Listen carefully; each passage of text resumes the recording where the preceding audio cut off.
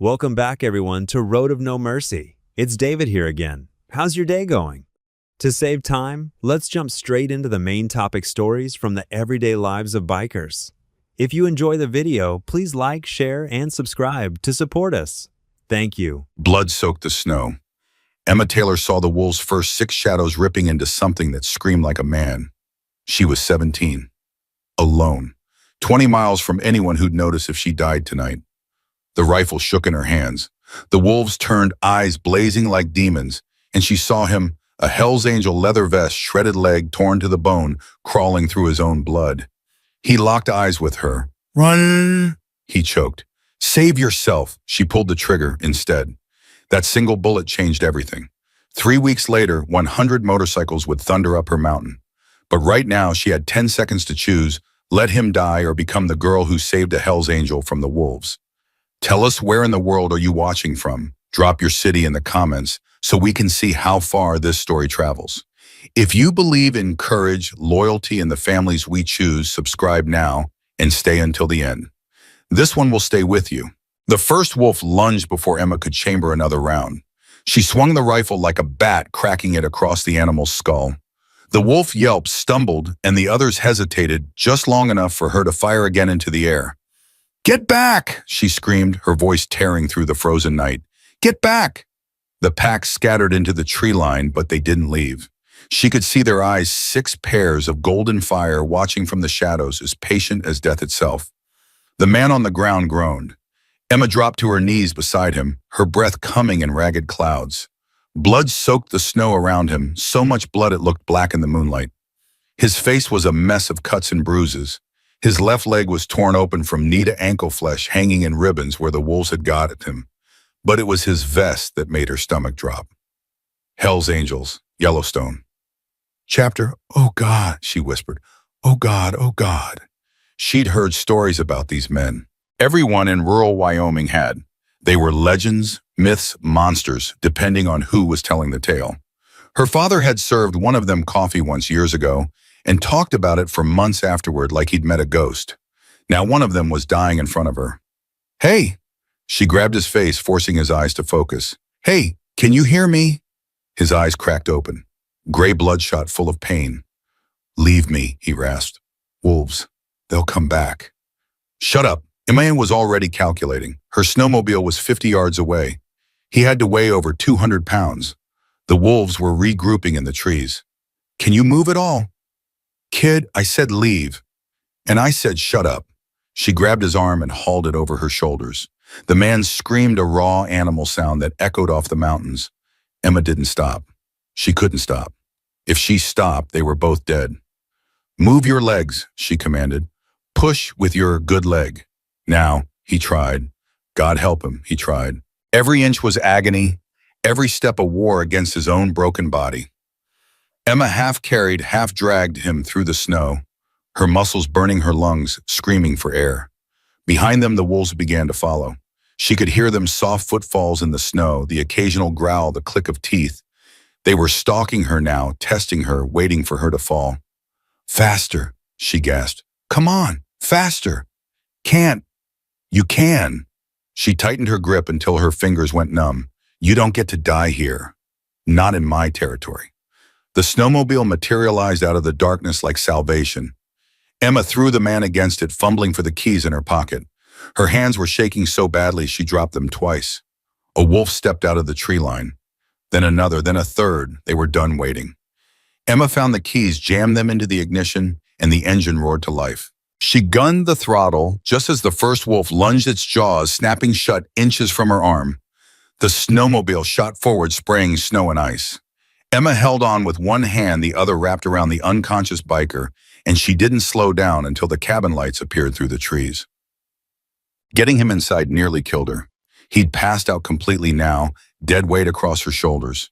Emma dragged him up the porch steps one at a time, leaving a trail of blood on the wood. She kicked open the door, hauled him across the threshold, and collapsed beside him on the kitchen floor. For a long moment, she just lay there gasping, staring at the ceiling. Then the man moaned and survival instinct took over. Emma pushed herself up and went to work.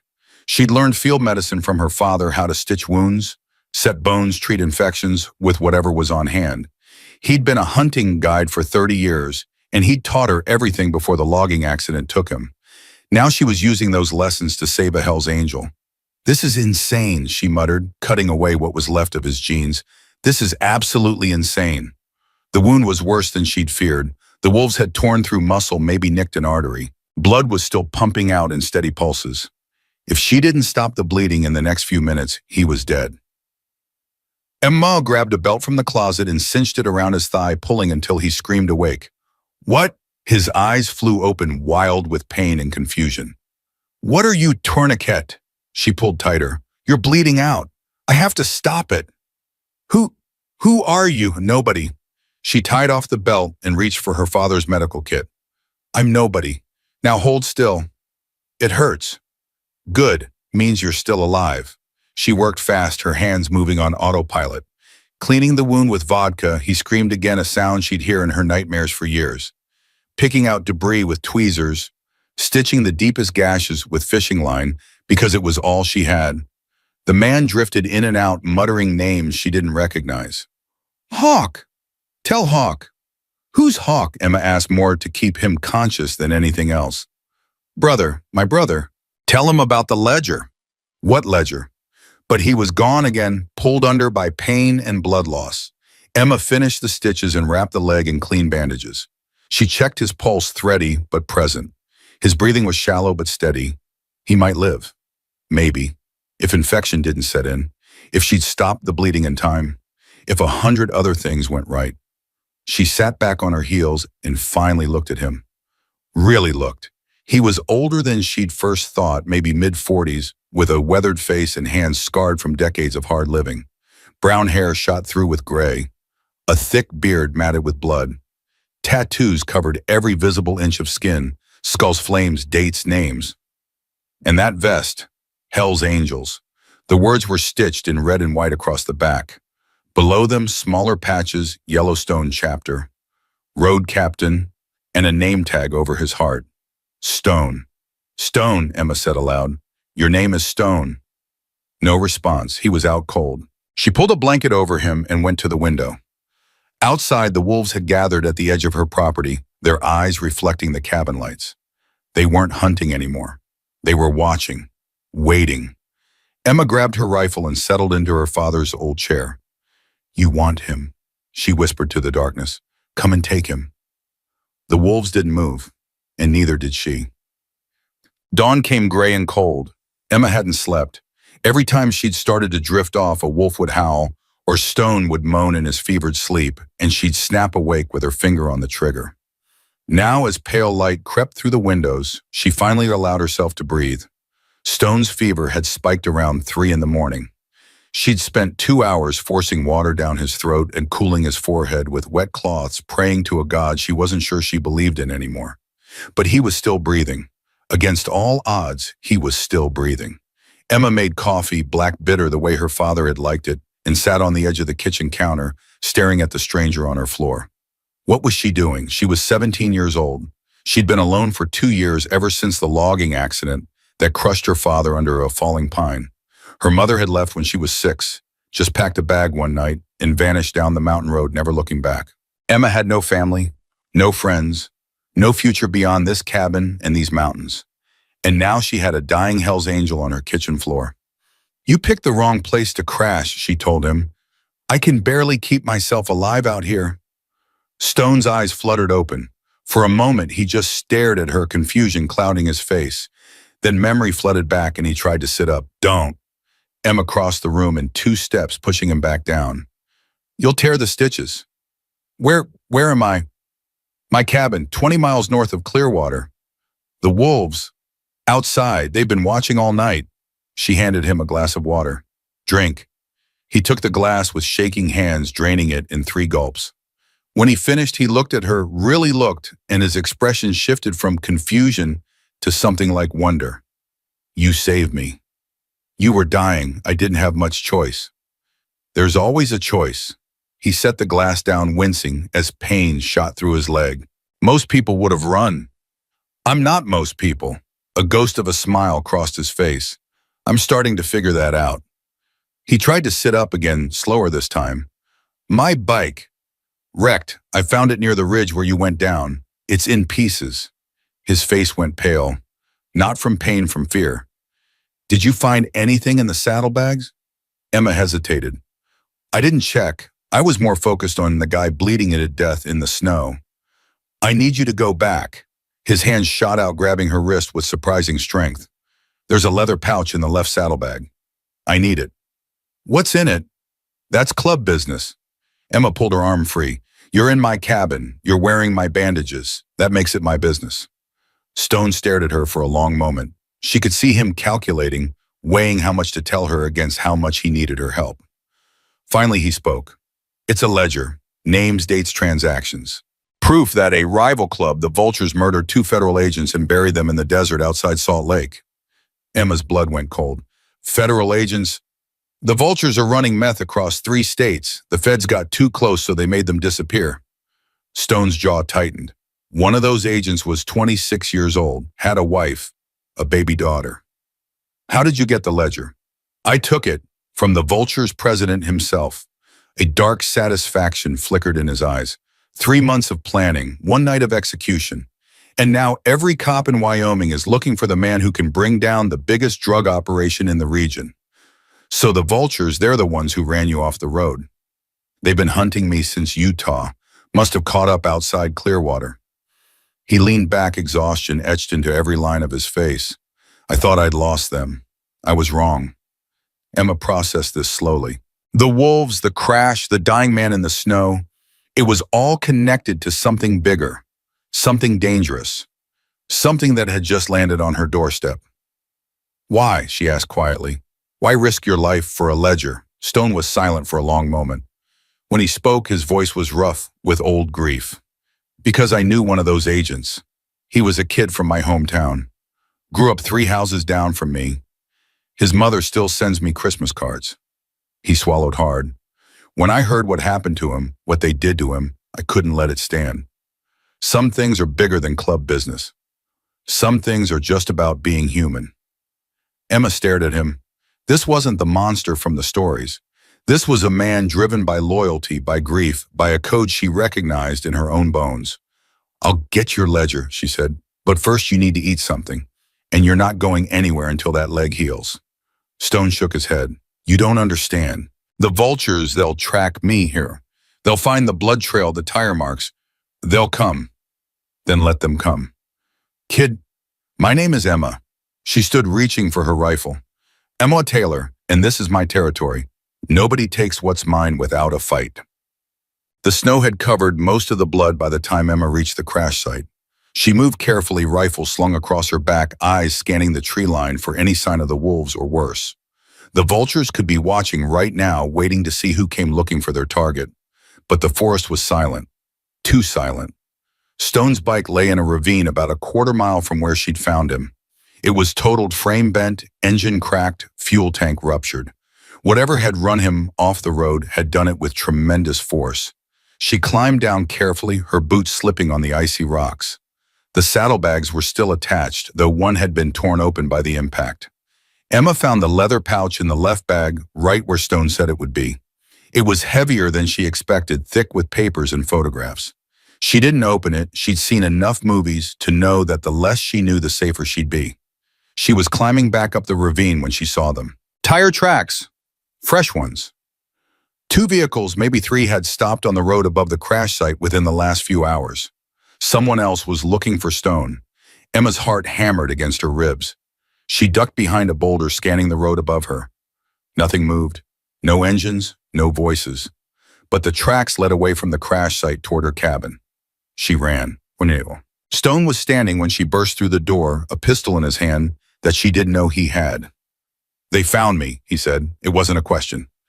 Emma held up the leather pouch, gasping for breath. Tire tracks. At the crash site. They're heading this way. Stone's face went gray. How many? I don't know. 2 vehicles? Maybe 3. He limped to the window, pulling back the curtain just enough to see outside. The road was empty, but that didn't mean anything. You need to leave, he said, and take your snowmobile and go. There's a town about 15 miles south. I'm not leaving. Emma. I said I'm not leaving. She grabbed her rifle and began loading shells. You can barely stand. How are you going to fight anyone? This isn't your war. You made it my war when you bled all over my kitchen floor. Stone turned to look at her. Something shifted in his expression, respect maybe, or recognition, like he was seeing her for the first time. You've got guts, kid. I've got a target. She chambered a round. Now tell me what we're dealing with. Before he could answer, an engine growled in the distance. Then another, and another. They both froze. That's not the vultures, Stone whispered. Emma moved to the window.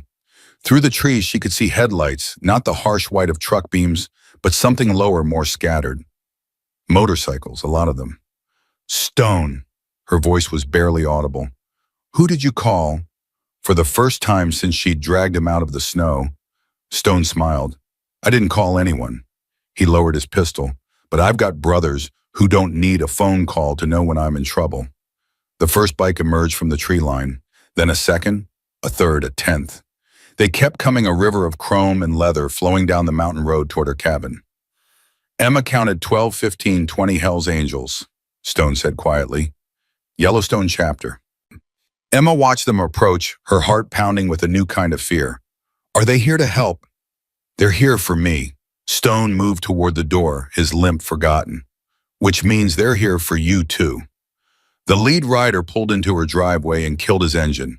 He was massive, 6'4" at least, with a gray beard and arms like tree trunks. His vest read, President. He pulled off his helmet and looked at Stone for a long moment. Then he looked at Emma. You the one who saved our brother? Emma's throat went dry. Yes, I found him in the snow, the wolves. The man held up a hand, silencing her. He dismounted, walked to Stone, and pulled him into an embrace that looked like it could crush bones. You stupid son of a bitch, the big man growled. We've been looking for you for 3 days. Got a little sidetracked, Jack. Stone winced as the embrace tightened. Easy, the girl stitched me up, but I'm not exactly factory condition. The man Jack released him and turned back to Emma. What's your name? Emma Taylor. Emma Taylor. He said it slowly, like he was memorizing it. You saved a Hell's Angel's life. You know what that means? She shook her head. It means you've got 100 brothers now. He extended his hand, massive, scarred, warm. I'm Iron Jack Morrison, President Yellowstone chapter. And from this moment on, whatever you need, wherever you go, we ride for you. Emma shook his hand, her mind reeling. 24 hours ago, she'd been alone, forgotten, invisible. Now she had an army. But somewhere in the mountains, the vultures were still hunting, and the war was just beginning. The rumble of 20 Hell's Angels engines shook Emma's cabin like thunder trapped in a bottle. She stood on her porch, rifle still in hand, watching these leather-clad giants dismount one by one. Iron Jack Morrison hadn't stopped looking at her since he'd arrived. His eyes, steel gray, hard as a mountain rock, studied her like she was a puzzle he couldn't quite solve. You're 17, he said. It wasn't a question. Yes, sir. Living out here alone. Yes, sir. And you dragged my road captain out of a wolf pack, stitched him up with fishing line, and stood guard all night with that rifle. Emma's jaw tightened. He was dying. I did what needed doing. Iron Jack turned to Stone, who was leaning heavily against the doorframe. She always this stubborn? Stone laughed, then winced. Worse, she told me to shut up 3 times before I even knew her name. A ripple of amusement passed through the gathered bikers. Emma felt heat rise to her cheeks, but she didn't look away from the president. It was Morrison.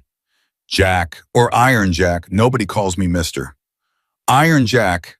She squared her shoulders. Those men who ran Stone off the road, the vultures, they're coming. I saw their tire tracks at the crash site this morning. They know he's here. When the amusement vanished from Jack's face, he turned to a massive biker with a braided beard and arms covered in Norse tattoos. Hawk, perimeter, now. Hawk nodded once and barked orders. Within seconds, half the angels had melted into the tree line engines, silent, positioning themselves around Emma's property like wolves guarding their territory. The irony wasn't lost on her. How many vultures we looking at? Jack asked Stone. Hard to say. They sent maybe 6 after me in Utah. But if Viper knows I've got the ledger, Stone shook his head. He'll bring everyone. 30, 40 men, maybe more. Then we call in reinforcements. Reno chapter's only 4 hours out. Boise maybe 6. We don't have 6 hours. Emma stepped forward, drawing both men's attention. Those tire tracks were fresh, a few hours old at most. They're scouting, which means the main force isn't far behind. Jack studied her again with that penetrating gaze. You rid tracks.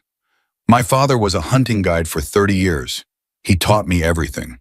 And where's your father now? The question hit her like a fist to the chest. She kept her voice steady. Dead, 2 years ago. Logging accident. Something shifted in Jack's expression. Not pity, she would have hated pity, but recognition. Understanding. Your mother gone since I was 6. So you've been out here alone, 2 years, 17 years old. I survive. Jack nodded slowly. Then he did something that surprised her. He extended his hand again, not a handshake this time, but an open palm waiting. The ledger. Stone says you retrieved it. Emma hesitated. She'd hidden the leather pouch under her mattress, unsure whether she should trust anyone with something that had nearly gotten a man killed. But Stone caught her eye and nodded. She went inside and returned with the pouch, placing it in Jack's hand. He opened it, rifled through the pages, and his face went hard as granite. Names, he muttered, dates, dollar amounts, and photographs. He looked up at Stone. They documented their own crimes. Viper's paranoid, keeps records on everyone, including his own men, insurance in case anyone thinks about flipping. These 2 agents they killed. Mike Reeves and Danny Salazar. Stone's voice dropped. Danny was 26. I knew his family. Watched him grow up. His hands clenched into fists. They tortured him for 3 days before they finally put a bullet in his head. Made Mike watch the whole thing before they did the same to him. Emma felt her stomach turn. She'd known the ledger was important, but this, why haven't you given this to the police, she asked. Jack and Stone exchanged a look. The Vultures have cops on their payroll, Jack explained. State police, county sheriffs, maybe even a few feds. We hand this over to the wrong person, it disappears, and so do we. So what's the plan? We've got a contact in the FBI, clean. One of the only ones we trust. We get this ledger to him, the Vultures are done. Their whole operation comes down. And Viper, Jack's smile held no warmth. Viper goes to prison, or he dies trying to stop us. Either way, he's finished. A whistle pierced the air, sharp-coated. Hawk emerged from the tree line, moving fast for a man his size. We've got company, he announced. Black truck circling the North Ridge. 2 men inside. Vulture colors. Emma's heart rate spiked. Scouts, looks like they're staying out of rifle range just watching. They're counting us, Stone said grimly, reporting back to Viper. Jack pulled out a burner phone. I'm calling Reno. We need every man they can spare. It won't be enough. Emma grabbed his arm before she could stop herself. Listen to me. I know this territory better than anyone alive. Every trail, every ridge, every place a man can hide. If you try to fight them head on, you'll lose. Kid. I'm not a kid. Her voice cracked like a whip. I've survived alone in these mountains for 2 years. I've fought off wolves, bears, and men twice my size who thought a teenage girl was easy prey. I know what I'm talking about. The angels had gone silent. Even Hawk was staring at her with something approaching respect. Jack studied her for a long moment. Then he released a slow breath. What do you suggest? Emma's mind raced through the terrain she'd memorized since childhood. There's a canyon about 2 miles east. Narrow entrance, high walls. If we can draw them in there, funnel them through the bottleneck. An ambush, Stone finished. My father used to hunt mountain lions that way. Lead them into the canyon, let the walls do half the work. She met Jack's eyes. It's our best chance. Jack turned to Hawk. What do you think? Hawk scratched his beard. Kid's got a point. We're outnumbered. Can't win a straight fight, but if we control the ground, we might have a chance. Jack nodded slowly. All right, show us this canyon. Emma grabbed her rifle. Follow me. For the first time in 2 years, she wasn't running from something. She was running toward it. The canyon was exactly as Emma remembered, a narrow slash through the mountain's walls rising 50 feet on either side. One way in, one way out. A killing ground. Hawk surveyed the terrain with a tactical eye. Good sight lines from the ridges. We put shooters up there. Anyone coming through that entrance is walking into a crossfire. What about the other end? Stone asked, limping beside Emma. Dead end. Wall of rock. They'll be trapped. Jack was already positioning men. Hawk takes 6 men to the North Ridge. I want overlapping fields of fire. Nobody gets through without catching lead. What about bait? Emma asked. Everyone turned to look at her. Someone has to lead them here. They're not going to charge into a canyon blind. They need a reason. Stone stepped forward. I'll do it. No, Emma shook her head. You can barely walk. They'll catch you before you make it halfway. Then who? Me. The word left her mouth before she could second guess herself. I'll lead them here. The reaction was immediate. Stone grabbed her shoulder, spinning her to face him. Absolutely not. Listen to me. You listen. These men are killers, Emma. Professional killers. They've murdered federal agents, run drugs across 3 states, and they won't hesitate to put a bullet in a 17-year-old girl who gets in their way. I know what they are. Then you know this is suicide. It's not suicide if it works. She pulled free of his grip. I know these mountains. I know every trail, every shortcut, every hiding spot. I can stay ahead of them, draw them into the canyon, and disappear before they even know what hit them. And if something goes wrong, then you make sure it counts. She met his eyes unflinching. You get that ledger to your FBI contact. You bring down the vultures. You make Danny Salazar's death mean something. Stone stared at her, his jaw working. She could see the war in his eyes, the protective instinct, fighting against the cold logic of survival. She's right. Jack's voice cut through the tension. She knows the terrain, she's fast, and she's the last person they'll expect. Jack, I'm not saying I like it, but we don't have a lot of options here.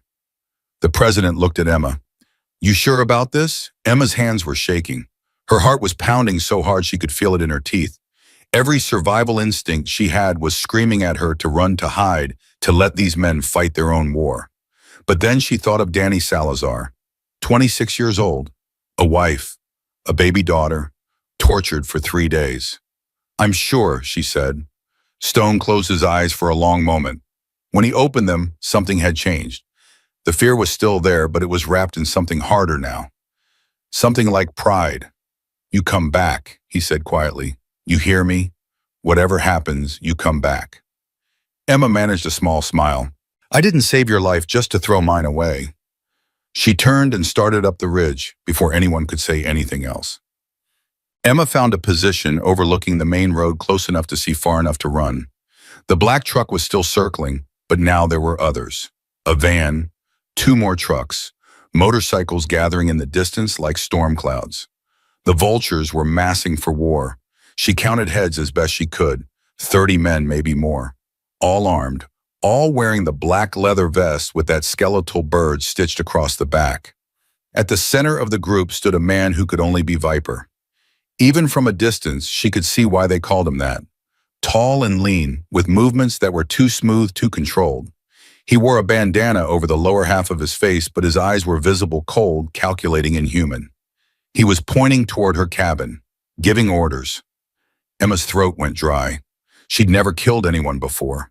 She'd shot the vulture scout the night before, but she'd aimed for his shoulder. She didn't even know if he'd survived. But these men, they wouldn't show her the same mercy. If they caught her, they would do to her what they'd done to Danny Salazar, maybe worse. Her hands trembled on the rifle. I can do this. She repeated it like a prayer. I can do this. I can do this. I can do this. The vultures started moving. Engines roared to life. The convoy rolled toward her cabin like a wave of black metal and chrome. Emma ran. She took the back trails, deer paths her father had shown her years ago. Too narrow for vehicles, too steep for anyone who didn't know the terrain. Branches whipped at her face. Roots grabbed at her ankles. She ignored it all, pushing harder, faster.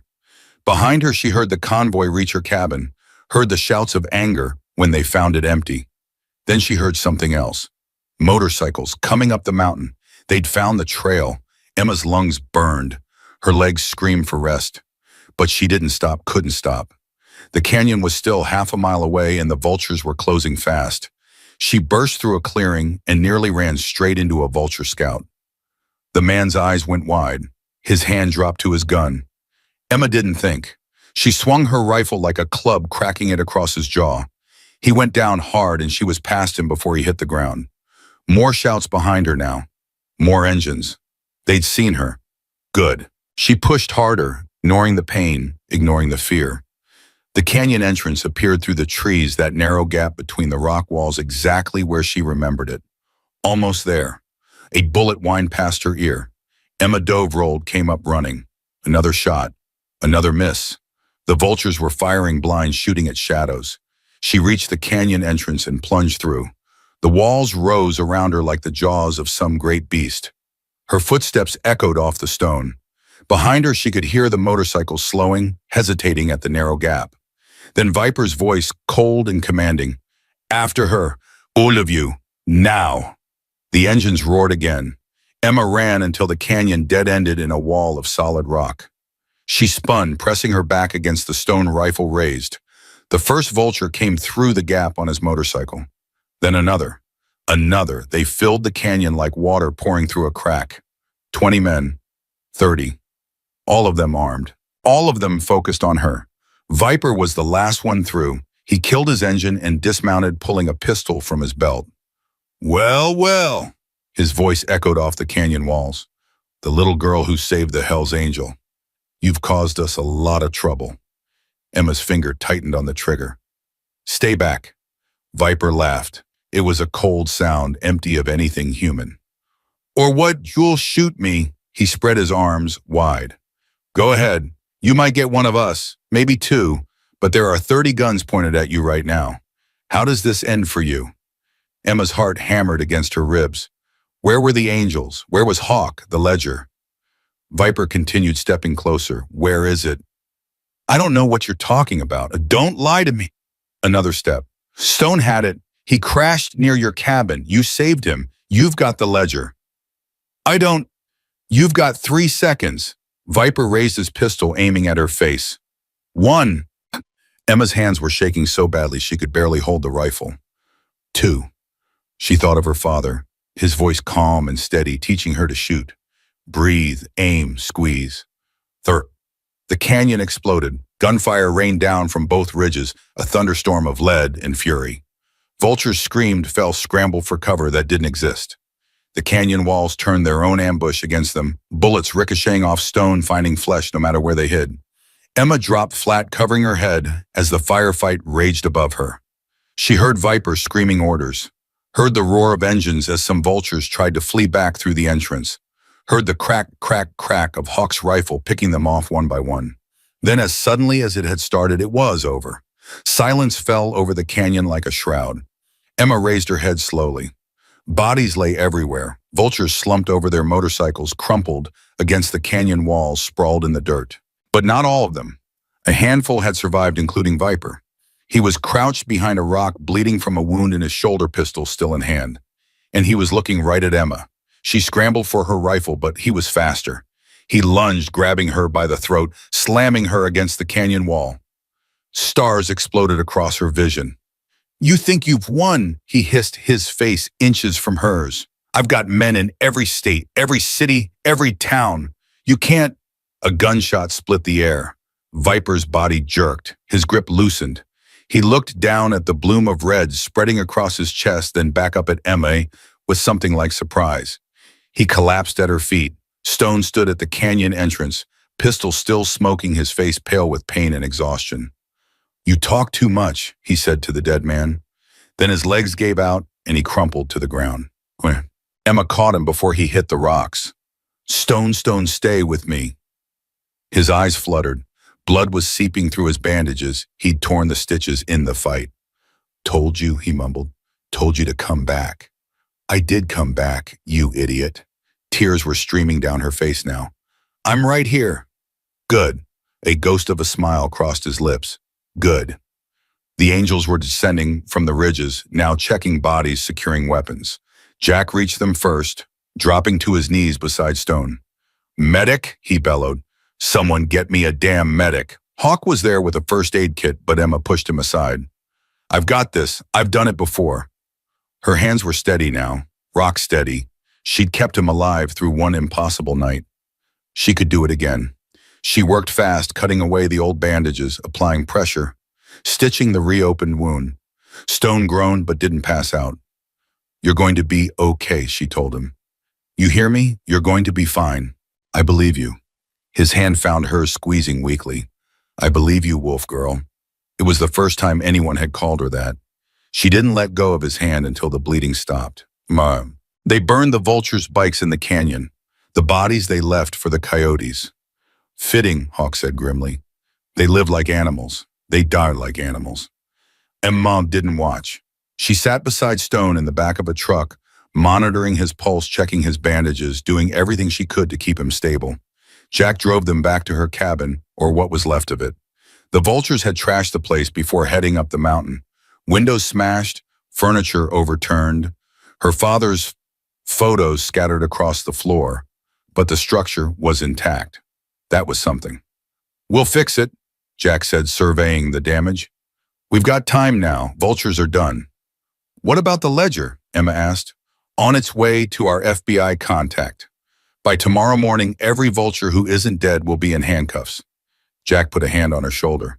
You did good today. Better than good. You saved lives. Emma looked at the destruction around her. At Stone, unconscious now, but breathing steadily.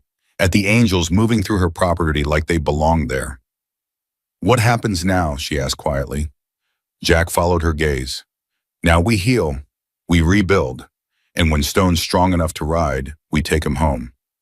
And me, the president studied her for a long moment. That penetrating gaze again, seeing things she didn't know were visible. That depends on you. He reached into his vest and pulled out a patch, a simple design, white wings on a black background. You've earned a place with us, if you want it. Emma took the patch, turning it over in her hands. It was warm from his body heat. Solid, real, a family. For the first time in 2 years, someone was offering her a family. Her voice caught. I don't know how to be part of anything. I've been alone so long. That's exactly why you belong with us. Jack's voice was gentle now. Every man here has been alone. Lost. Broken. We found each other on the road and we made ourselves into something stronger. He nodded toward Stone. He sees it in you. We all do. The question is whether you see it in yourself. Emma clutched the patch against her chest. She thought of her mother walking away down the mountain road. She thought of her father crushed beneath a falling pine. She thought of all the nights she'd spent alone, talking to no one, trusting no one, surviving, but never living. And she thought of Stone bleeding in the snow. The choice she'd made without hesitation. You don't get to die here, not in my territory. I'll think about it, she said finally. Jack smiled, the first genuine smile she'd seen from him. Take your time. We're not going anywhere. He walked away, barking orders to his men, and Emma was left alone with the patch in her hands and a decision that would change everything. Behind her, Stone stirred. Emma. She turned, moving to his side. I'm here. His eyes open, clouded with pain, but focused on her face. Did we win? We won. She took his hand. Viper's dead. The ledger's safe. It's over. A tear slipped down his weathered cheek. Danny, he whispered. We got justice for Danny. Yeah, Emma squeezed his hand. We did. Stone closed his eyes in exhaustion, pulling him back under. But before he slipped away, he murmured something that made Emma's heart crack wide open. Thank you for not letting me die in the snow. She held his hand until he fell asleep. And for the first time in 2 years, she didn't feel alone. 3 days passed like a fever dream. Emma barely slept. She spent her nights beside Stone's makeshift bed, checking his temperature, changing his bandages, forcing water between his cracked lips whenever he surfaced from unconsciousness. The angels took shifts, guarding the property. Their engines a constant low rumble in the distance. But inside the cabin, it was just Emma and the man she'd pulled from death's jaws twice now. On the 4th morning, Stone opened his eyes and actually saw her. You look terrible, he rasped. Emma laughed, a raw, exhausted sound. You should see the other guy. Viper. Dead. You shot him, remember? Stone's brow furrowed, memories filtering back through the fog of pain and blood loss. I remembered the canyon. Gunfire everywhere. Then you. His hand shot out, grabbing her wrist. He had you. Against the wall. I thought, you saved me. Emma covered his hand with hers. We're even now. No. Stone shook his head slowly. We're not even close to even. The cabin door opened and Jack stepped inside, stamping snow from his boots. His face was grim. "We need to talk." Emma's stomach dropped. "What's wrong?" FBI took the ledger. Arrests started this morning, 47 vultures in 5 states. Operations dismantled. It's all over the news. "That's good, isn't it?" Jack didn't answer immediately. He crossed the room and sat heavily in the chair across from Stone's bed. "There's something else, something the ledger didn't tell us." He pulled out his phone and showed them a photograph. A man's face, hard eyes, salt and pepper hair, a scar running from his left ear to his chin. "This is Marcus Cole, Viper's second in command. He wasn't in the canyon, wasn't at any of the locations we hit." Stone cursed under his breath. "Cole, that snake's been running vulture operations in Nevada for years. He's more than that now. With Viper dead, Cole's taken over what's left of the club, and he's made an announcement." Jack's jaw tightened. "He's put a bounty on Emma's head." The words hung in the air like poison. Emma felt the blood drain from her face. "What?" $500,000 to anyone who brings you to him alive." Jack met her eyes. Words already spreading. "Every lowlife, every bounty hunter, every desperate criminal in the western states knows your name and your face. How does he even know who I am?" "The scouts, the ones who got away from the canyon." Stone struggled to sit up, wincing. "They saw you. They reported back." "Cole blames you for destroying the vultures," Jack continued. "For killing Viper, for everything. This isn't just about revenge, it's about sending a message. Anyone who crosses them pays the price." Emma's hands were shaking. She clasped them together to hide it. "So what do I do, run, hide?"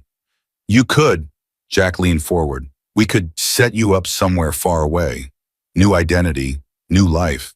The club has resources. Or you stay with us." His voice hardened with conviction. "You become one of us, officially. We protect our own Emma.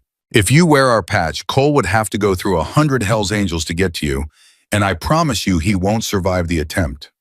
Stone reached for her hand. "Emma, listen to me. I know this is a lot.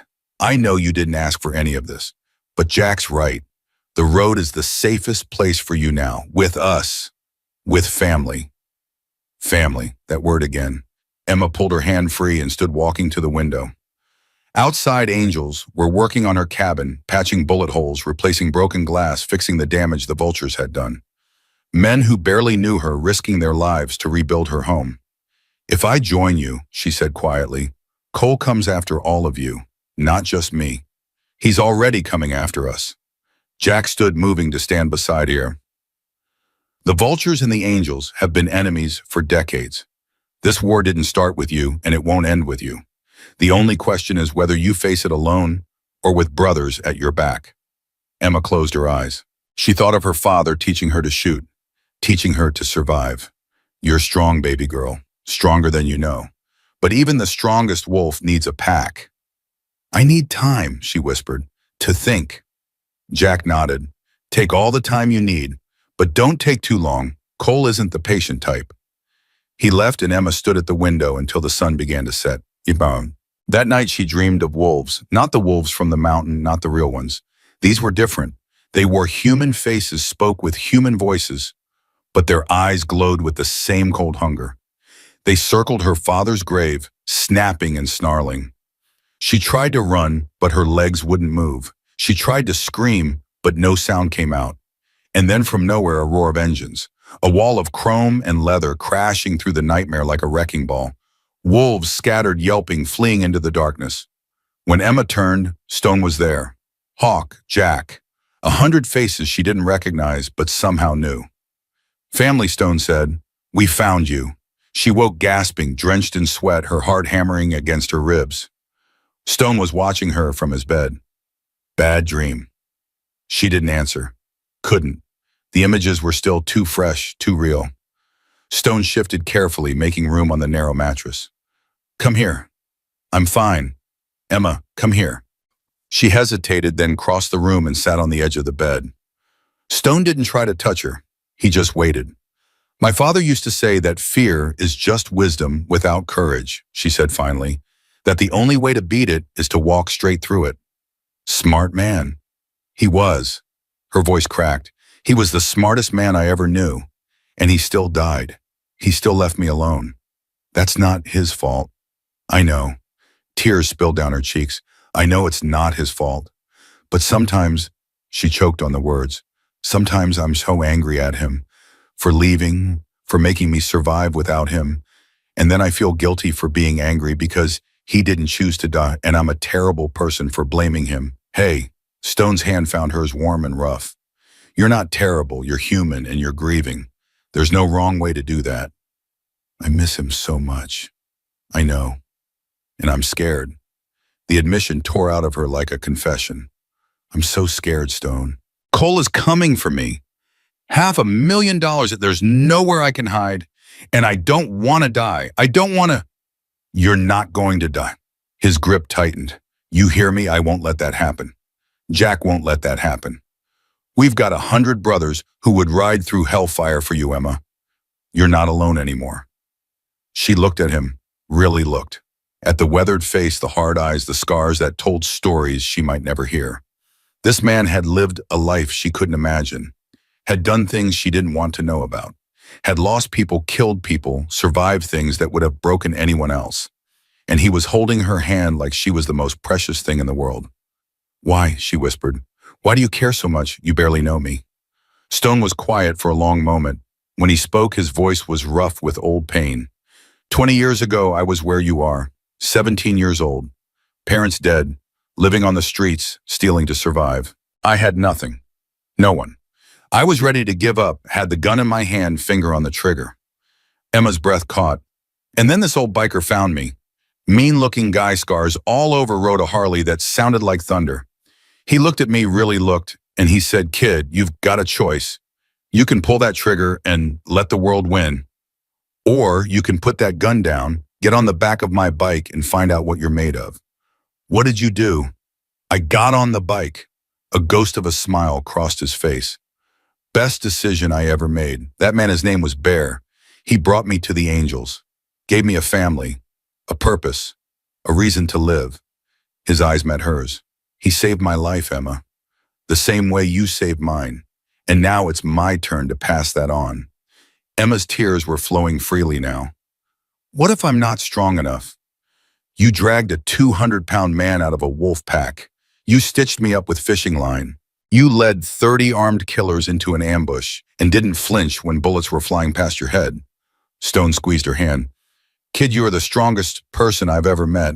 You just don't know it yet. She wanted to believe him. God, she wanted to believe him so badly. Okay, she breathed. Okay, okay. She wiped her eyes with her free hand. I'll do it. I'll join. She laughed shakily. I'll become a hell's angel. Stone's face broke into a grin. Now that's the girl who told me to shut up in the snow, Sam. The initiation happened at sunset. Emma hadn't known what to expect. Some secret ritual maybe, blood oaths and candle-lit ceremonies. Instead, the angels gathered in a circle behind her cabin, their bikes forming a ring of chrome and steel.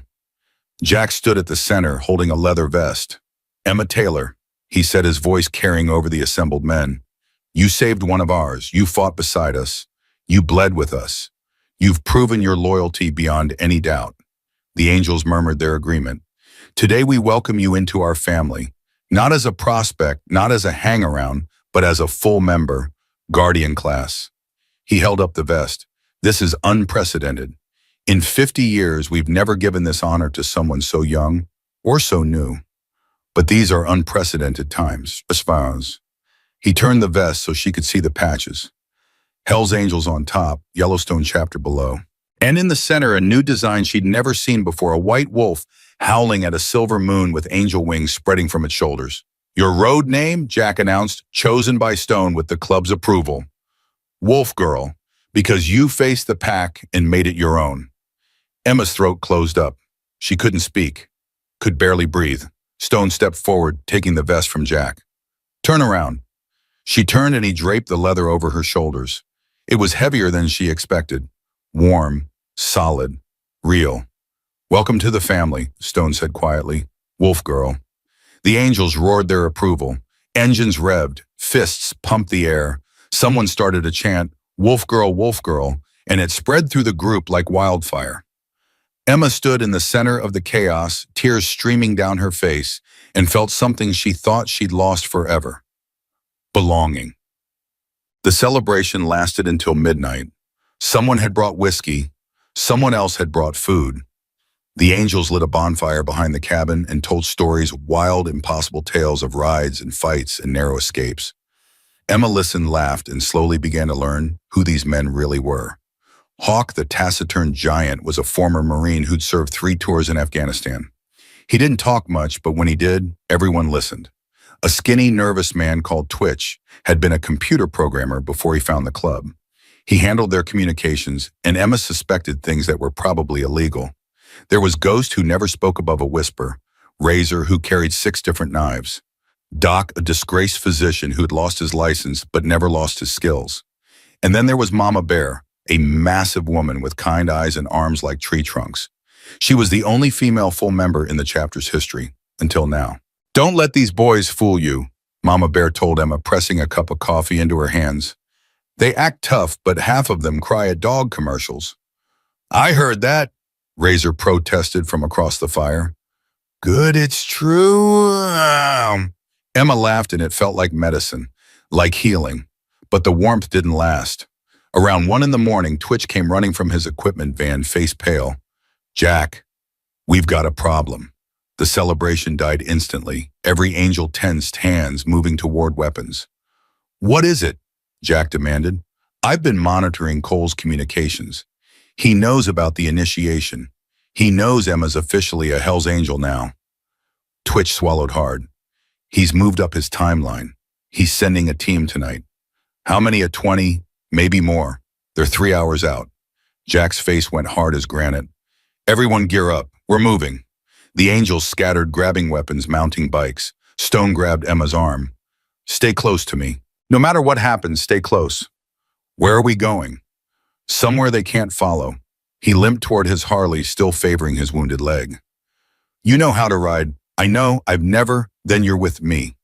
He climbed onto the bike and patted the seat behind him. "Hold on tight. This is going to get rough." Emma mounted the bike, wrapping her arms around his waist. Her heart was pounding again, but this time it wasn't just fear. It was exhilaration. The angels formed up around them, a protective wall of steel and leather. Jack raised his fist, then dropped it. 100 engines roared to life, and they were gone. They rode through the night, a river of chrome flowing through the darkness. Emma had never experienced anything like it. The wind in her face, the engine vibrating through her bones, the world blurring past in streaks of shadow and starlight. She understood finally why these men lived on the road. There was a freedom here that couldn't be found anywhere else. But the freedom was laced with danger. Twice they spotted headlights in the distance, vehicles that weren't quite following, but weren't falling behind either. Each time Jack changed their route, taking side roads and back trails that seemed to appear out of nowhere. "How does he know where to go, Michael?" Emma shouted over the wind. 40 years on the road," Stone shouted back. "Jack knows every inch of this country." By dawn, they'd reached their destination, a compound hidden in a valley between 2 mountains. High fences, guard towers, a gate that opened automatically as they approached. "What is this place?" Emma asked. "Safe house, one of several we've got scattered across the western states." Stone killed his engine as they rolled through the gate. "Cole's men won't find us here, not easily anyway." The compound was bigger than it looked from outside. Barracks, a mess hall, a garage filled with spare parts and backup bikes.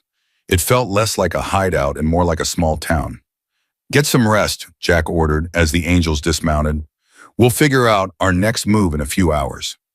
Emma was exhausted, the kind of bone-deep tired that made everything feel slightly unreal. But as she walked toward the barracks, a hand caught her shoulder.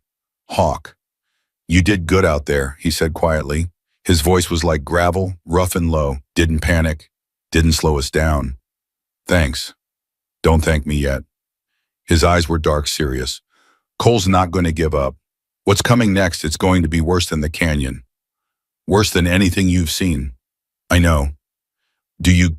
He leaned closer. $500,000, Wolf Girl.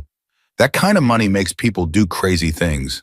They'll be bounty hunters, mercenaries, maybe even people you think you can trust. He glanced toward the other angels. Watch your back. Always. He walked away before she could respond. Emma stood alone in the dawn light, his words echoing in her head. People you think you can trust. She looked at the angels around her, men she'd known for less than a week. Men who had risked their lives for her, men who had welcomed her as family. But Hawk was right. Money changed people. She'd seen it in Pine Hollow neighbors who'd been friendly for years, suddenly turning cold when they thought her father had left her an inheritance. $500,000. Who wouldn't be tempted by that? She shook off the paranoia and headed for the barracks. Rest first, doubt later. But as she lay down on the narrow cot, sleep wouldn't come. She stared at the ceiling, listening to the sounds of the compound engines, voices, the distant bark of guard dogs. Somewhere out there, Marcus Cole was planning his next move, and she had no idea what it would be. The answer came 2 days later. Emma was in the mess hall eating breakfast with Stone and a few other angels when Twitch burst through the door. He took them, he gasped out of breath. Cole, he took them. Jack was on his feet instantly. Took who? The Salazar family, Danny's wife and daughter. He's got them. The room went silent. Stone's fork clattered against his plate. What did you say? Twitch held up his phone, showing a video. Cole's face filled the screen, that scarred smile twisting his features. Attention, Hell's Angels. I know you're hiding the girl. I know you think you can protect her forever. But I'm a patient man, and I always get what I want. The camera panned to show 2 figures tied to chairs, a young woman with dark hair and a little girl maybe 3 years old. Both were crying. Danny Salazar died protecting a ledger that destroyed my organization. Now his wife and daughter are going to die unless you give me what I want. Cole's smile widened. The girl, Emma Taylor, bring her to me and I'll let these 2 go. You have 48 hours. The video ended. Stone's hand slammed against the table, making everyone jump. That son of a... He couldn't finish. His whole body was shaking with rage. He's using them, Jack said quietly. Using Danny's family to get to us. To get to me. Emma's voice was hollow. He wants me. You're not going anywhere. Stone grabbed her arm. This is a trap. He'll kill you the second he has you. And if I don't go, he'll kill them. Emma pulled free. Danny Salazar died for that ledger, Stone. He died so the vultures would fall, and now his wife and daughter are going to be murdered because of me. This isn't your fault. It doesn't matter whose fault it is. They're going to die. The room fell silent again. Emma looked around at the gathered angels. These men had sworn to protect her. They'd made her family. They'd given her a home when she had none. But Maria Salazar had done nothing. Her daughter had done nothing. They were innocent, and they were going to die unless Emma surrendered herself to a monster. I have to go, she said quietly. No, Stone's voice cracked like a whip. Absolutely not. Stone, I said no. He grabbed her shoulders, his eyes wild. I didn't drag myself out of that canyon to watch you walk into Cole's hands. His voice broke. I didn't survive because of you, just to lose you now. Emma's heart shattered. There has to be another way, Jack said slowly. Cole wants a trade, fine. We give him what he wants, but on our terms. Stone turned. What are you thinking? He wants Emma. He'll expect us to either refuse or send her alone. But what if we do neither? Jack's eyes were calculating, now the tactician in him taking over. What if we use this as an opportunity? An opportunity for what? To end this, once and for all. Jack looked at Emma. You're willing to risk your life for Maria and her daughter? Yes. Then let's make sure that risk counts for something. The plan was insane. Emma knew it the moment Jack finished explaining. You want me to walk in there alone, she repeated slowly.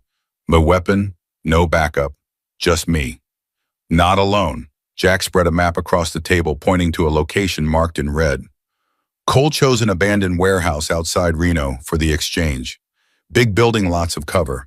He'll have men stationed at every entrance on the roof, probably inside too. So how is that not alone? Because we'll already be inside. Jack traced a line along the map.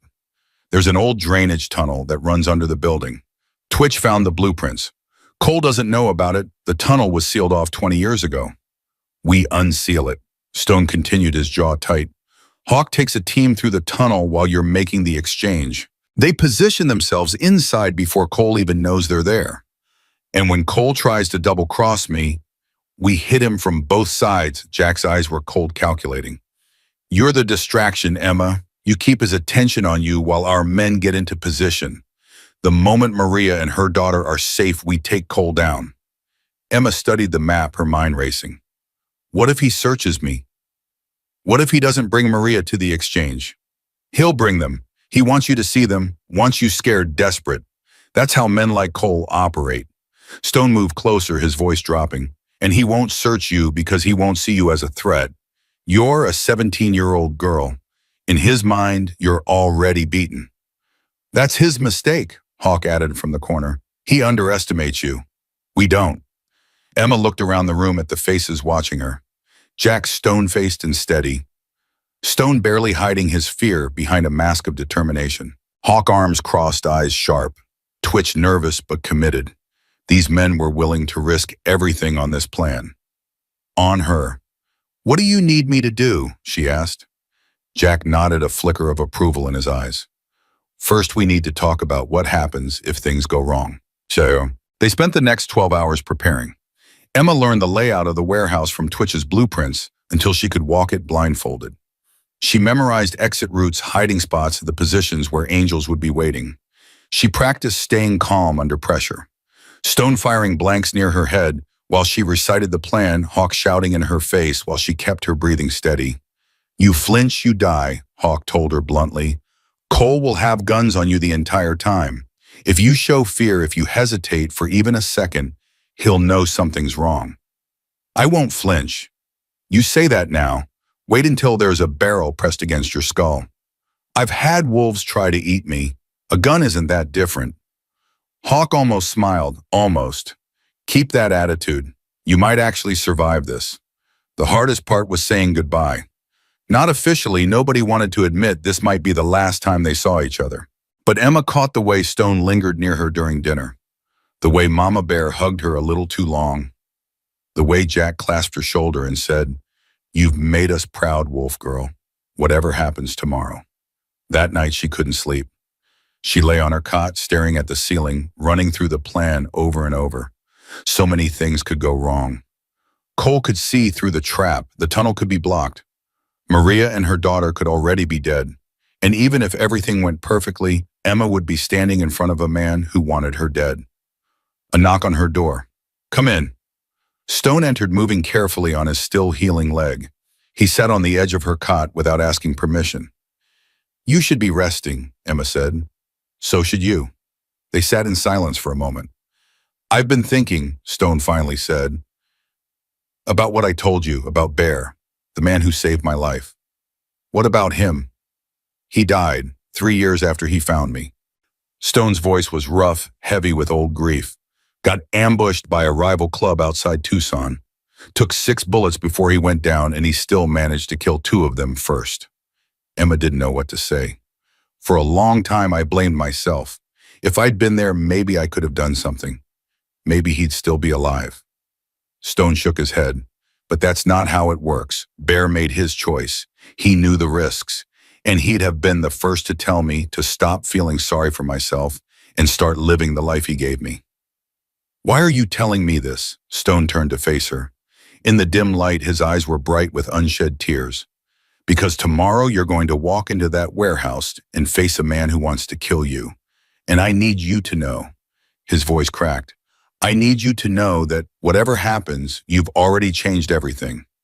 You saved my life. You gave this old club a reason to believe in something again. If the worst happens, don't. Emma grabbed his hand. Don't talk like that. Emma. No. She squeezed hard enough to hurt. You don't get to say goodbye. Not yet. We're both walking out of that warehouse tomorrow, and then we're going to ride back to Pine Hollow, and you're going to teach me how to properly handle a Harley. You hear me? Stone stared at her for a long moment. Then he laughed, a broken, beautiful sound. God, you're stubborn. Learn from the best. He pulled her into a hug, and she let him. Let herself feel small and scared for just a moment, wrapped in the arms of a man who'd become the closest thing to a father she'd had in 2 years. Come back, he whispered into her hair. Whatever happens, you come back. I will, she promised. She meant it. The warehouse loomed against the Nevada sky like a forgotten tomb. Emma stood at the edge of the parking lot alone, her heart pounding so hard she could feel it in her throat. The sun was setting, painting everything in shades of blood and gold. Cole had chosen the time. Sunset, like something out of a western. She started walking. Each step felt like a mile. The gravel crunched under her boots, impossibly loud in the silence. She could feel eyes on her Cole's men hidden in the shadows, tracking her every move. Don't flinch. Don't hesitate. Don't show fear. She reached the main entrance. The doors were open, yawning like a mouth waiting to swallow her whole. She walked inside. The warehouse was vast and empty, filled with rusting machinery and decades of dust. Her footsteps echoed off the concrete floors, announcing her presence to anyone listening. Hello. Her voice sounded small, swallowed by the space. I'm here. I'm alone. Just like you wanted. Silence. Then from the shadows a voice. Emma Taylor, the girl who destroyed my empire. Marcus Cole stepped into the light. He was taller than she expected, lean and predatory, moving with the easy confidence of a man who'd never been challenged. The scar on his face twisted his smile into something grotesque.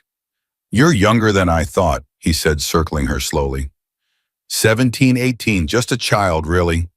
Where are Maria and her daughter? Straight to business, I like that. Cole snapped his fingers. Two men emerged from the darkness, dragging Maria Salazar between them. Her face was bruised, her hair matted with blood, but she was alive. Her daughter was clutched in her arms, tiny face buried against her mother's chest. Emma's heart clenched. Let them go. That was the deal. The deal, Cole laughed. You know what I love about deals? They're so flexible. He drew a pistol from his belt and pressed it against Maria's temple. Here's how this is actually going to work. You're going to get on your knees. You're going to beg me for mercy, and then I'm going to kill you slowly while Danny Salazar's wife watches. After that, he shrugged. Maybe I'll let them go. Maybe I won't. Depends on my mood. Maria whimpered. Her daughter started to cry. Emma didn't move. I said get on your knees. No, Cole's smile flickered. What? I said no. Emma's voice was steady, calm, completely at odds with the terror screaming through her veins.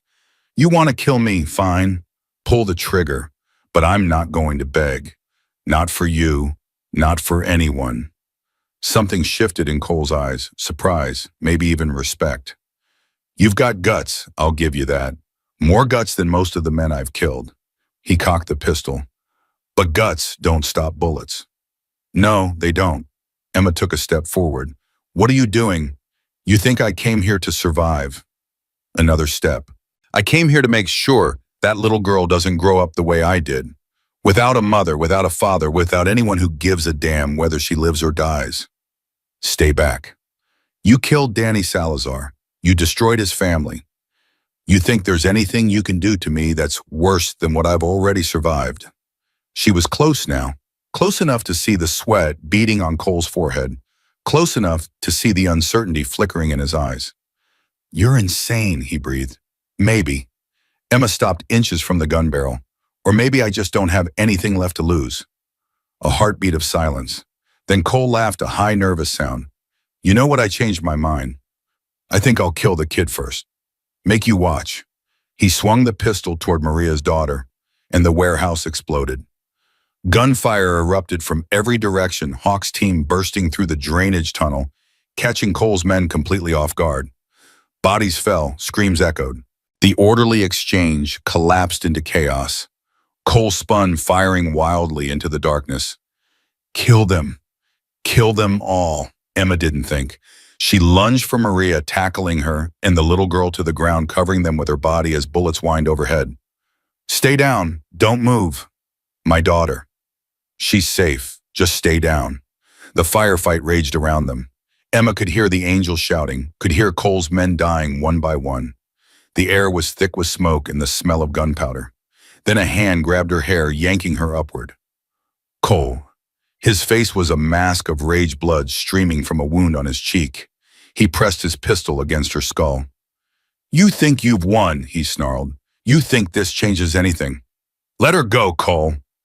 Stone emerged from the smoke gun raised aimed directly at Cole's head.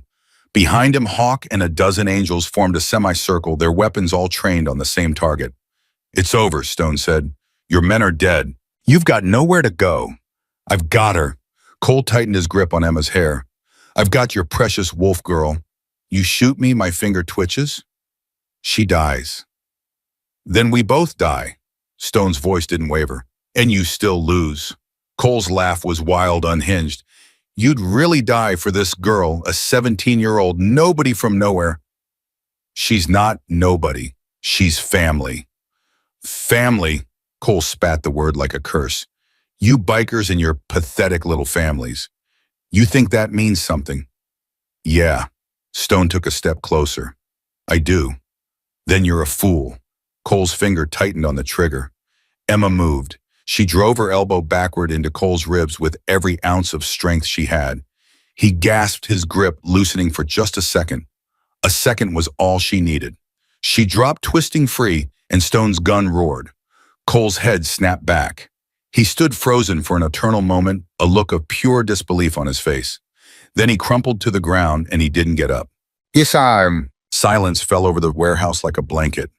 Emma lay on the concrete floor, gasping for breath, her body shaking with adrenaline. She heard footsteps approaching, felt hands pulling her up, but it all seemed distant, unreal. Emma, Stone's face swam into focus. His eyes were wild, terrified. Are you hurt? Did he? I'm okay. Her voice sounded strange to her own ears. I'm okay. You crazy, stupid, brave girl. He pulled her into a crushing embrace. Don't you ever do anything like that again. She laughed, or maybe she cried. She couldn't tell anymore. Behind them, Hawk was helping Maria to her feet. The little girl was still crying, but softer now, clinging to her mother's neck. Is it over? Maria asked, her voice raw. Is he really dead? Jack knelt beside Cole's body, checking for a pulse he already knew wasn't there. He's dead, he confirmed. It's over. Maria collapsed against Hawk, sobbing with relief. Her daughter reached out a tiny hand and touched Emma's face. Thank you, the child whispered. Thank you for saving Mama. Emma felt tears streaming down her own cheeks. She took the little girl's hand and held it gently. You're safe now. Nobody's going to hurt you again. Promise, promise. The angels gathered around them, bloodied and exhausted but alive. One by one, they removed their helmets, bowing their heads in a gesture of respect. For Mariah, for her daughter, for Wolf Girl. Jack stepped forward, pulling Emma into a rare embrace. You did good, kid. Better than good. His voice was thick with emotion. Bear would have been proud to know you. Emma didn't trust herself to speak. She just nodded, holding on until the shaking stopped. They took Maria and her daughter to the FBI. The same contact who'd received the ledger was waiting for them at a safe house in Carson City.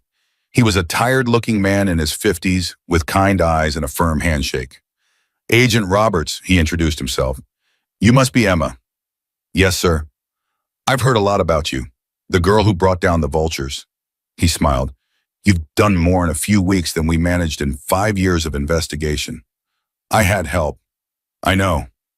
Roberts looked past her at the assembled angels, Stone, Jack, Hawk, Mama Bear, and a dozen others who'd followed them from the warehouse. We'll need statements from everyone. But first, he turned to Maria. Mrs. Salazar, I'm so sorry for everything you've been through. We're going to make sure you and your daughter are protected. New identities, new location, whatever you need. Maria's eyes were red from crying, but her voice was steady. Thank you, but I have one request first. Anything. Maria walked to Emma and took her hands. I want to thank this girl for risking her life, for saving us. Tears spilled down her cheeks.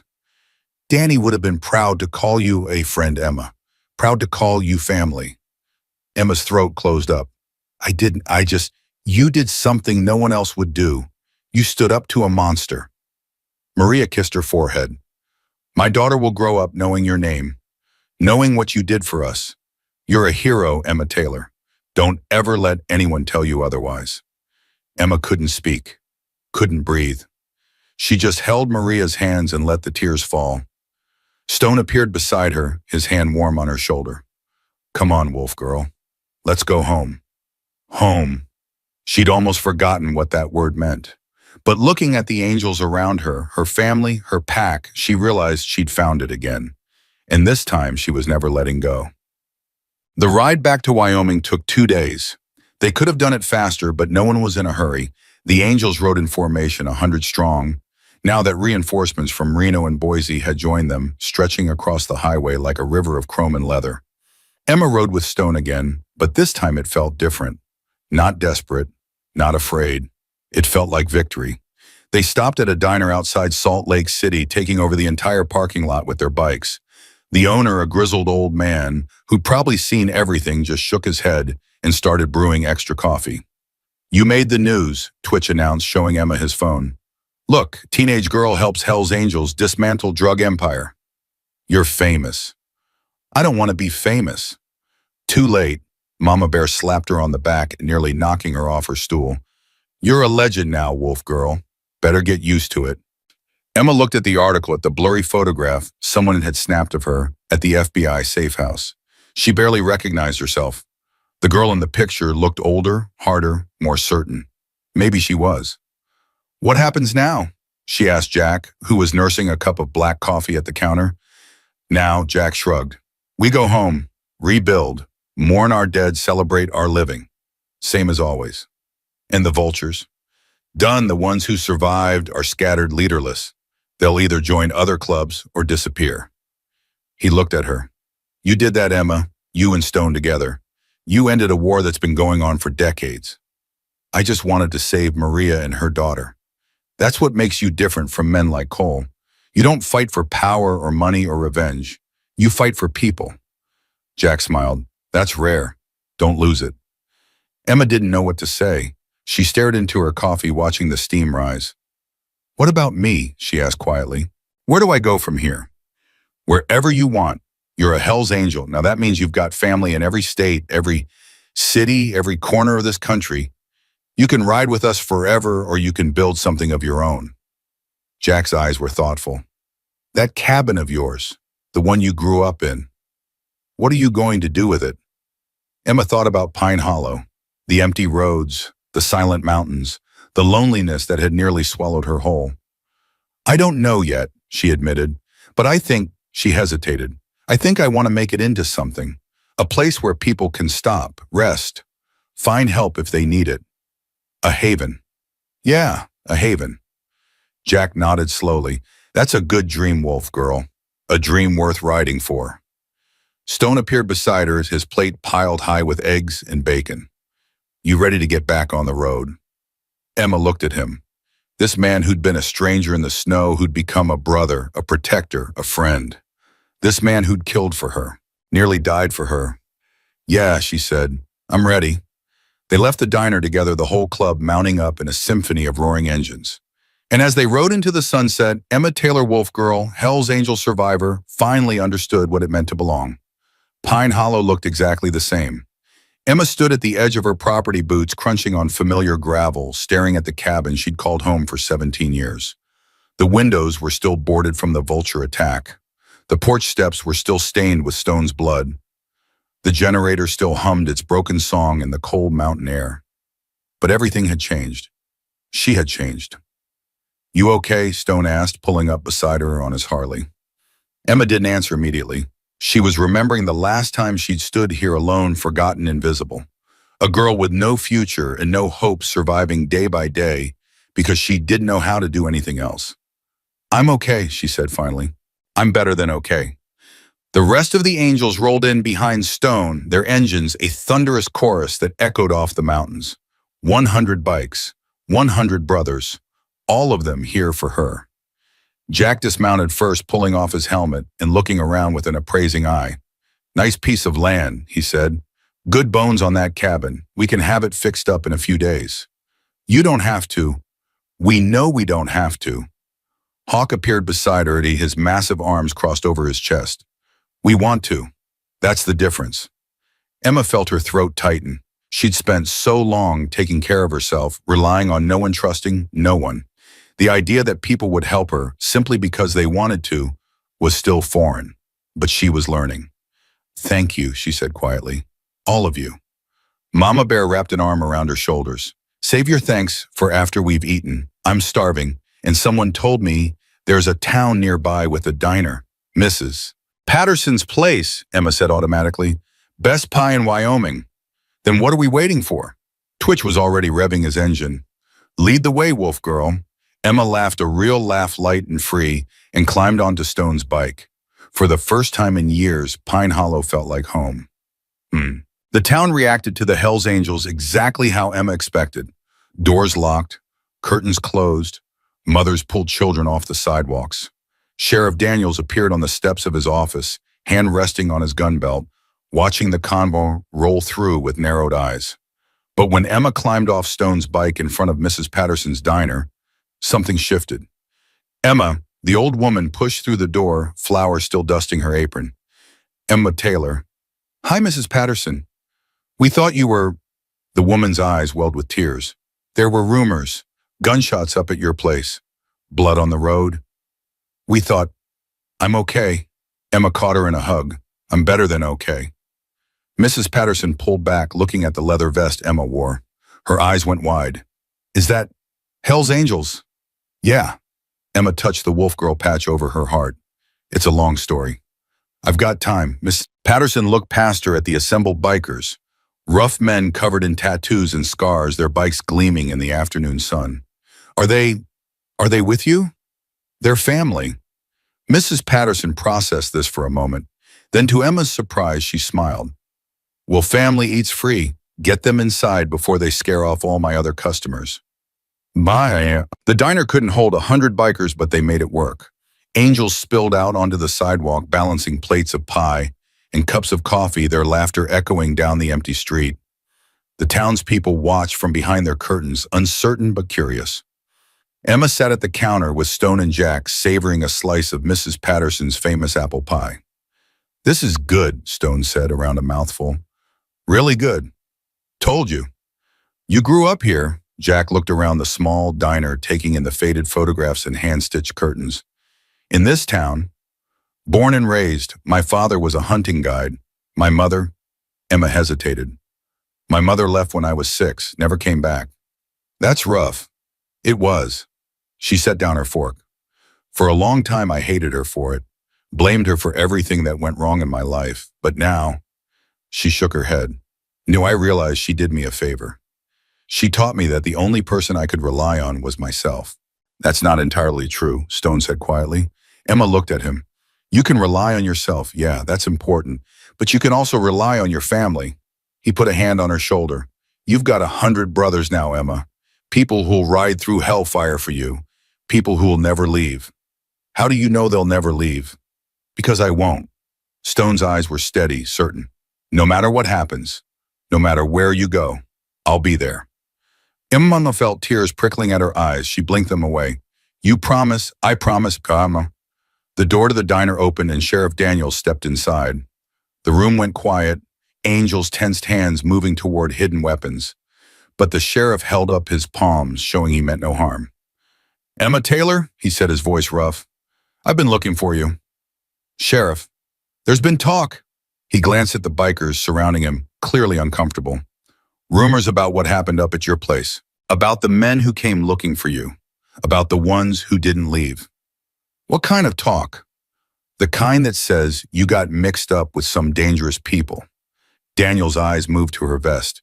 The kind that says you might be dangerous yourself now. Emma stood slowly. Sheriff, I've lived in this town my whole life. You knew my father. You came to his funeral. You know who I am. I thought I did. Then let me tell you who I am now. She stepped closer, meeting his eyes without flinching. I'm someone who was attacked by men who wanted to kill me. I'm someone who fought back. I'm someone who protected innocent people, including a mother and her 3-year-old daughter, from monsters who would have murdered them without a second thought. The Hells Angels. The Hells Angels saved my life. They gave me a family when I had no one. They stood beside me when no one else would.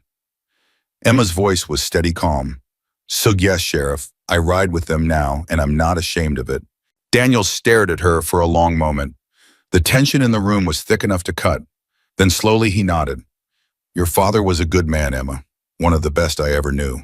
He glanced around at the angels. I guess I guess the apple doesn't fall far from the tree. He turned and walked out without another word. The diner erupted in cheers. They spent a week rebuilding Emma's cabin. The angels worked in shifts, some repairing the structure, while others patrolled the perimeter, keeping watch for any remaining vulture sympathizers who might come looking for revenge. But the mountain stayed quiet. The war was truly over. Emma threw herself into the work learning carpentry from Hawk Electrical, from Twitch Plumbing, from a burly angel called Wrench.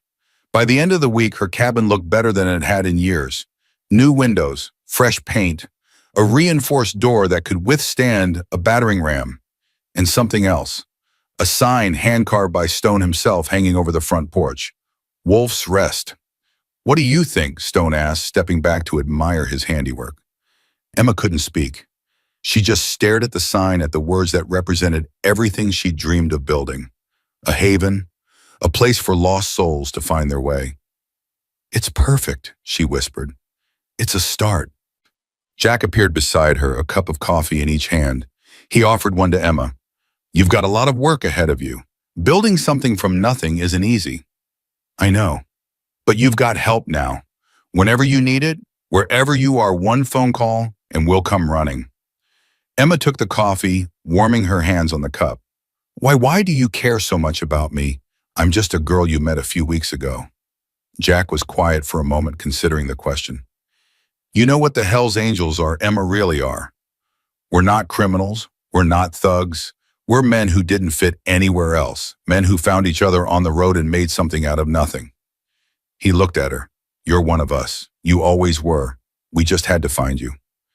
And now you're Wolf Girl, Guardian Angel, Yellowstone chapter. He raised his coffee cup. And you've got a family that will never let you go. Emma clinked her cup against his. To family, she said. To family. The angels stayed for another 3 days, enjoying the mountain air and the quiet of Pine Hollow. But eventually the road called them back. On the morning of their departure, Emma stood on her porch and watched them mount their bikes. 100 engines roaring to life, a symphony of thunder and chrome. Stone was the last to go. You sure you don't want to come with us? He asked. There's always room on the back of my bike. I'm sure. Emma touched the Wolf Girl patch on her vest. This is where I belong. At least for now. For now. The road isn't going anywhere. She smiled. And neither am I. But first I need to build something here. Something that matters. Stone studied her face for a long moment. Then he reached into his pocket and pulled out a small metal object, a keychain shaped like a pair of angel wings. This is for you. Keep it close. He pressed it into her palm. If you ever need us, ever for any reason, send this to the Yellowstone chapter. Someone will find you within 48 hours. Emma closed her fingers around the wings. They were warm from his body heat, solid and real. Thank you, Stone, for everything. Thank you, Wolf Girl. He pulled her into one last embrace. For reminding me what courage looks like. He climbed onto his Harley, gave her one final nod, and roared off to join the others. Emma watched until the last bike disappeared over the horizon, the sound of their engines fading into the wind. Then she turned back to her cabin, to Wolf's Rest, and got to work. The first visitor arrived 2 weeks later. Emma was stocking shelves in what used to be her father's hunting store when she heard a motorcycle approaching.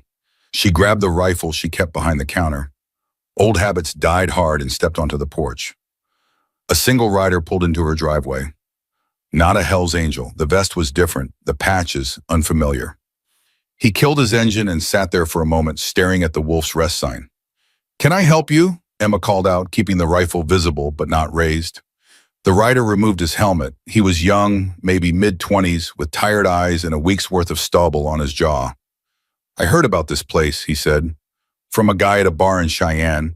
Said there was a girl up here who helps people. Helps people? How? I don't know. He looked down at his hands. I don't know anything anymore. I've been riding for 3 months straight. Can't go home, can't stop moving. Every time I close my eyes, I see... His voice broke. I was in Afghanistan, 2 tours. I came back wrong. Emma set down the rifle. What's your name? Tommy Reeves. Reeves, the name hit her like a punch to the stomach. Any relation to Mike Reeves? She asked carefully. Tommy's head snapped up. How do you know that name? He was a federal agent. He was killed by a drug cartel called the Vultures. He was my brother. Tommy's voice was raw with grief. He was my brother, and they murdered him. And nobody. He couldn't finish.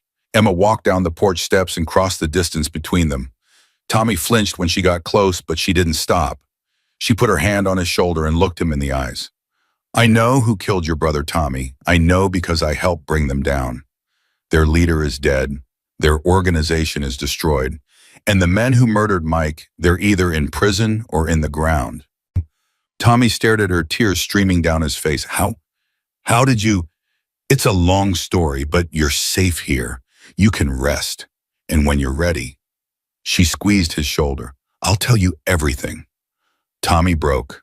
He collapsed against her, sobbing like a child releasing months, maybe years of pain and grief.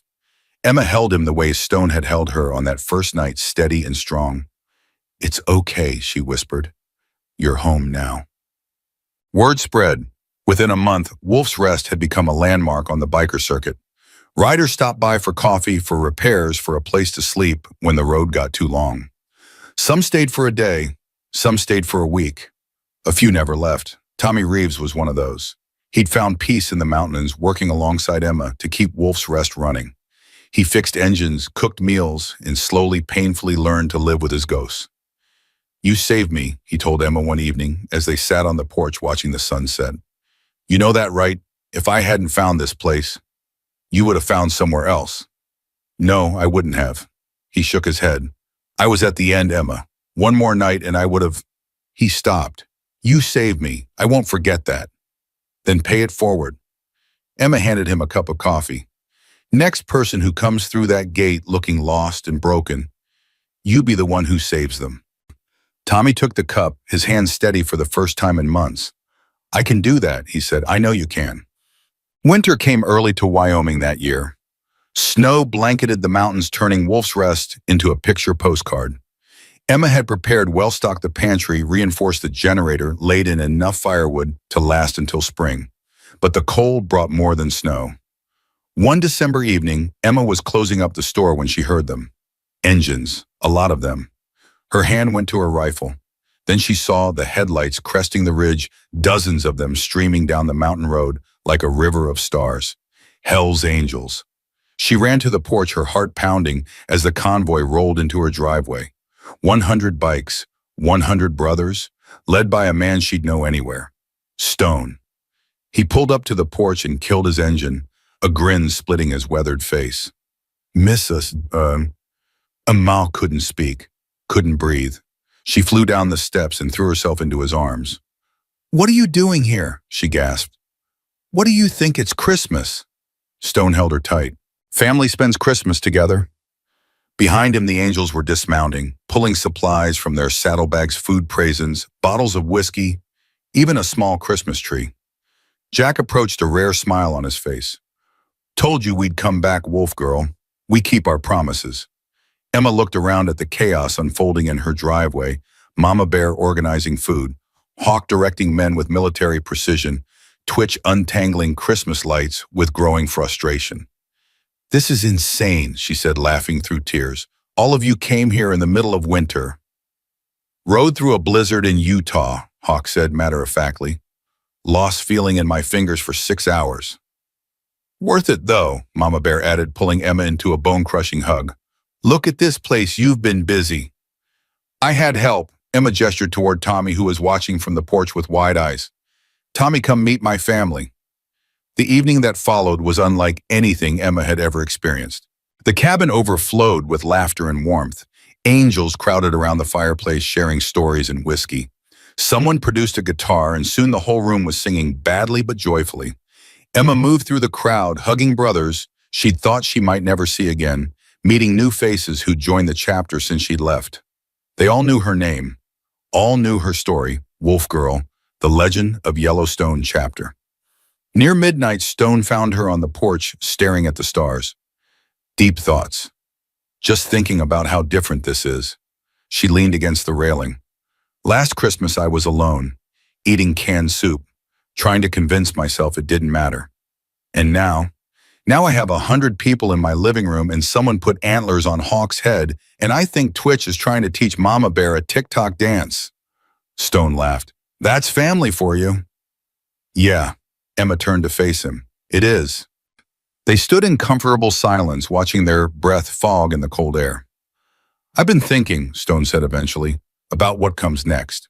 For you, for all of us. And you've built something special here, Emma. Wolf's Rest isn't just a stopping point, it's a beacon. People are talking about it all across the West. The girl who saves lost souls. I'm not doing anything special. Just giving people a place to rest. That's exactly what's special about it. Stone put his hand on her shoulder. The angels have been around for decades. We've got chapters in every state, but we've never had anything like this. A place that's about healing instead of fighting. What are you saying? I'm saying that maybe Wolf's Rest should become official, a recognized Hell's Angels outpost, a sanctuary for anyone who needs it. Stone's eyes were serious. With you as its guardian. Emma's heart stopped. Me? Who else you built this place? You gave it meaning. Stone smiled. What do you say, wolf girl ready to make history? Emma looked through the window at the angels crowded inside her family, her pack, her home. At Tommy and the other lost souls who'd found their way here. At the future stretching out before her like an endless road. Yes, she said, I'm ready. The official ceremony happened on New Year's Day. Every Hell's Angel in the western United States had gathered at Wolf's Rest, over 300 bikes filling the roads for miles. They came to witness something unprecedented, the christening of the first female-led angel sanctuary in club history. Jack stood on a makeshift stage, his voice carrying over the assembled crowd. 50 years ago, this club was founded on a simple principle. Loyalty, loyalty to our brothers, loyalty to the road, loyalty to the code that makes us who we are. He paused, letting the words sink in. Today, we add a new chapter to that legacy, a place where the broken can be healed, where the wishy can be found, where anyone can find shelter from the storm. He turned to Emma.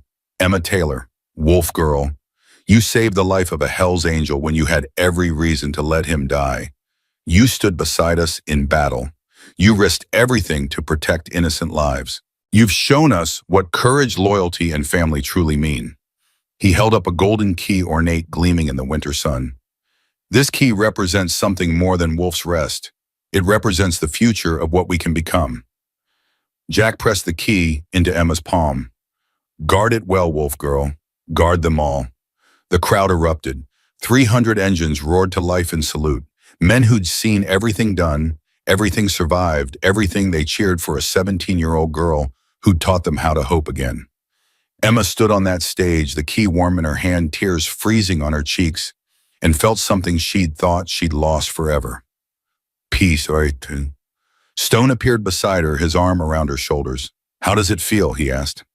Emma looked out at the sea of chrome and leather, at the faces of the men who'd become her family, at the future stretching out before her like an endless road. It feels like home, she said, and it was. Ah, spring came slowly to Wyoming. The snow melted, the roads cleared, the first wildflowers pushed through the thawing earth. Emma stood on her porch, coffee in hand, watching the sunrise paint the mountains gold and pink. Wolf's Rest was quiet this morning. Most of the winter guests had moved on, following the road wherever it led. But the place wasn't empty.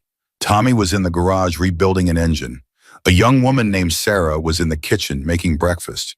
She'd arrived last month, fleeing an abusive husband, and had found safety within these walls. In the main room, 3 veterans played cards, their laughter drifting through the open windows. Lost souls, all of them. Found. Footsteps on the gravel made Emma turn. Stone walked toward her, 2 cups of coffee in his hands. He'd been here for a week now, taking a break from the road, helping her plan the next phase of Wolf's Rest's expansion. You're up early, he said, handing her a fresh cup. Couldn't sleep. Too much on my mind. Good things, Emma smiled. Yeah, good things. They stood in comfortable silence, watching the sun climb higher. You know, Stone said eventually, a year ago you were a scared kid in the woods shooting at wolves. And now you're the heart of something that's going to outlast all of us. He looked at her with pride, no more than pride. With love, the kind of love a father has for his daughter. You've grown, wolf girl, into someone extraordinary. Emma leaned against his shoulder. I couldn't have done it without you. Yeah, you could have. That's what makes you special. Stone put his arm around her. But I'm glad I got to watch. In the distance, Emma heard the faint rumble of engines. More travelers, more lost souls heading toward the beacon she'd built. She set down her coffee and walked toward the gate, ready to welcome them home. 6 wolves had circled a bleeding man in the snow. A lonely girl had made a choice. And 100 hellsangels had ridden back to thank her. But the real miracle wasn't the rescue or the battle or the brotherhood forged in blood and fire. The real miracle was what came after. A girl who learned that strength isn't about standing alone. It's about knowing when to let others stand beside you. A club that remembered why they'd started riding in the first place. A place called Wolf's Rest, where the broken found healing and the lost found home. Taylor Wolf Girl, guardian angel, keeper of the flame, stood at the center of it all. Not because she was special, not because she was chosen, but because she'd made a choice on a frozen night in Wyoming to save a stranger's life. That's how families are born. That's how legends begin. And that's how a lonely girl from nowhere became a beacon for everyone who'd lost their way. The road stretches on forever. The engines never stop roaring. The pack never stops running. And Wolf Girl is always waiting with coffee brewing and the door open wide, ready to welcome the next lost soul home. Because that's what family does. They find you. They keep you. They never let go. If this story moved you, if you believe that family isn't blood, but the people who show up when wolves circle, then hit subscribe, like, and ring the bell. Because here we tell stories of courage, kindnesses, and the roads that save us. Keep your light on, riders. The pack is always watching.